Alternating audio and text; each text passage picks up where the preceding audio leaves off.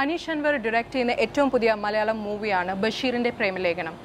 സന അൽത്താഫ്, ഫറാൻ ഫാസിൽ എന്നിവരാണ് ഇതിൽ lead roles ചെയ്യുന്നത്. എവർഗ്രീൻ റൊമാൻറ്റിക് പെയറായ ഷീലാമ ആൻഡ് മധു സാർ ഒരുമിക്കുന്ന മൂവിയാണിത്. പിന്നെ എൻ്റെ ക്യാരക്ടർ ബഷീറിനെ കുറിച്ച് പറയുകയാണെങ്കിൽ ഞാൻ ഇതിനു മുമ്പേ ചെയ്ത ഫിലിം ഞാൻ സ്റ്റീവ് ലോപ്പസ് എന്ന് പറഞ്ഞ പടമായിരുന്നു.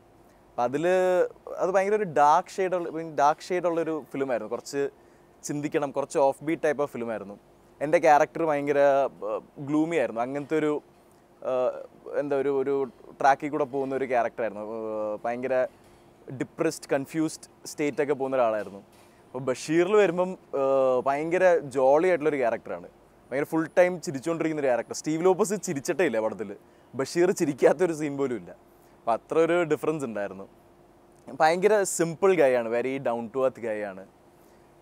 ഈ പെണ്ണിനോടുള്ളൊരു വല്ലാത്തൊരു പ്രണയം ഉള്ളിൽ കൊണ്ട് നടക്കുന്നൊരു കക്ഷിയാണ് ബഷീർ.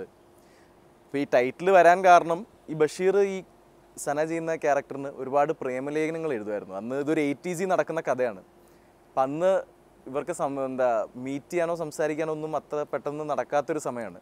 ഇവർക്ക് ആകെ കമ്മ്യൂണിക്കേറ്റ് ചെയ്യാൻ പറ്റിയത് വാസ് ത്രൂ ലവ് ലെറ്റേഴ്സ്.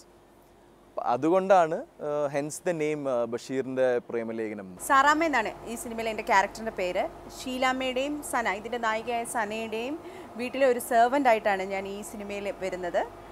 വളരെ ബബ്ലി ആയിട്ടൊരു ക്യാരക്ടറാണ്. ഞാൻ ഇതുവരെ ചെയ്തതിൽ നിന്ന് വളരെ വ്യത്യസ്തമായ അപ്പിയറൻസും ക്യാരക്ടറും. അപ്പോൾ ഒരുപാട് പ്രതീക്ഷകളുള്ള ഒരു നല്ല സിനിമയാണ് ഇത്. കൂടുതലും എൻ്റെ ക്യാരക്ടർ ഒരു കോട്ടയംകാരി, ഒരു അച്ചായത്തി സ്ത്രീ, ചട്ടയും മുണ്ടും ഒക്കെ ഉടുത്ത് ഒരു വീട്ടിൽ സെർവൻ്റായിട്ട് എത്തുന്നു. എന്നിട്ട് അവിടുത്തെ എല്ലാ കാര്യങ്ങളിലും കയറി ഇടപെടുന്ന ഒരു ഹ്യൂമർ ടച്ചുള്ള ഒരു ക്യാരക്ടറാണ്. ഇതിലെ സോങ്സും ട്രailersൊക്കെ നിങ്ങൾ കണ്ടു കാണുമെന്ന് ഞാൻ വിചാരിക്കുന്നു. വളരെ ഒരുപാട് മ്യൂസിക്കിന് ഇമ്പോർട്ടൻ്റ് ഉള്ള ഒരു ചെറിയ പ്രണയ കഥയാണ് ബഷീറിൻ്റെ പ്രേമലേഖനം. അപ്പം ഈ സിനിമ നിങ്ങളെല്ലാവരും തിയേറ്ററിൽ പോയി കാണണമെന്ന് ഞാൻ ആഗ്രഹിക്കുന്നു.